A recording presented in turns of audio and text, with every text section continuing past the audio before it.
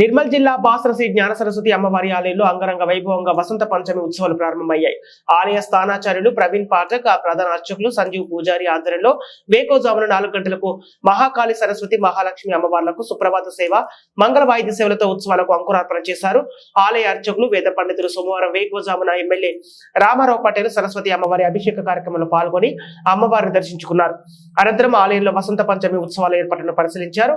ఆలయ ఈవో విజయరామారావుకు భక్తులకు ఎటువంటి ఇబ్బందులు కలగకుండా పలు సలహాలు సూచనలు చేశారు.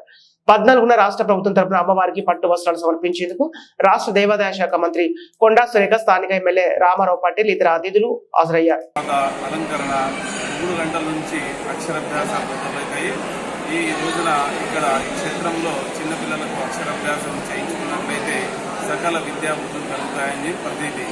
ఇందులకు అధిక సంఖ్యలో భక్తులు విచ్చేస్తున్నారు కాబట్టి వారికి అసౌకర్యాలు కలగకుండా అన్ని సౌకర్యాలు ఏర్పాటు చేయడం జరిగింది.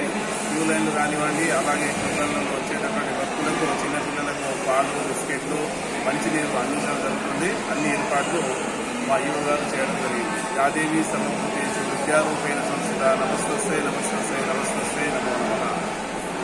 సరస్వతి నమః. శ్రీ జ్ఞాన సరస్వతి దేవస్థానము బాసర నిర్మల్ జిల్లా నందు ఈ రోజు నుండి వసంత పంచమి ఉత్సవాలు ప్రారంభమయ్యాయి. ఈ ఉత్సవాలకు కావలసిన అన్ని ఏర్పాట్లు చేయబడింది. అందులో ముఖ్యంగా క్యూ లైన్లు మొత్తం సిద్ధమయ్యాయి. అవి కాకుండా ప్రత్యేకంగా మా అక్షరాభ్యాసాలకు వచ్చే పిల్లలు ఎక్కువ ఉంటారు కాబట్టి వారి కోసం పాలు, బిస్కెట్స్, ఆ తర్వాత మంచినీరు ఇవన్నీ కూడా ఏర్పాటు చేయడం జరిగింది. మెడికల్ సంబంధించిన క్యాంప్ కూడా ఏర్పాటు చేయడం జరిగింది. ఇవి కాకుండా ఎక్కువ అంటే 40 నుండి 50 వేల మంది వరకు వస్తారనే ఉద్దేశంతో వారికి అక్షరాభ్యాసాలు గతంలో మాకు 4200 వరకు జరిగాయి. ఈ సంవత్సరం ఒక 6000 వరకు జరుగుతాయనే ఉద్దేశంతో, అంటే 1000 రూపీస్ అక్షరాభ్యాసాలు. వారి కోసం విఐపి పాసులు కూడా మేము రద్దు చేయడం జరిగింది. ఎలాంటి విఐపి పాసులు కూడా లేవు. వీటి కోసం అక్షరాభ్యాసాలు జరగడానికి ప్రత్యేక మంటపాలు, అంటే 3-4 మంటపాలను కూడా ఏర్పాటు చేయడం జరిగింది.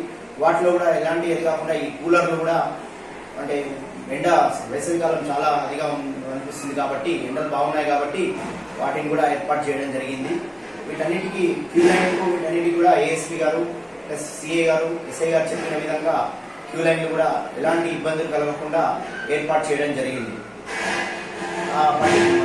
14వ తారీఖు రోజు పట్టు వస్త్రాలు సమర్పణ, అంటే ప్రభుత్వం తరఫున పట్టు వస్త్రాలు సమర్పించడానికి దేవాదాయ శాఖ మంత్రి వర్యులు కొండా సురేఖ మేడం గారు వస్తున్నారు. మరియు ఎమ్మెల్యే గారు, ఎమ్మెల్సీ గారు, ఇతర పెద్దలు కూడా రావడం జరుగుతుంది.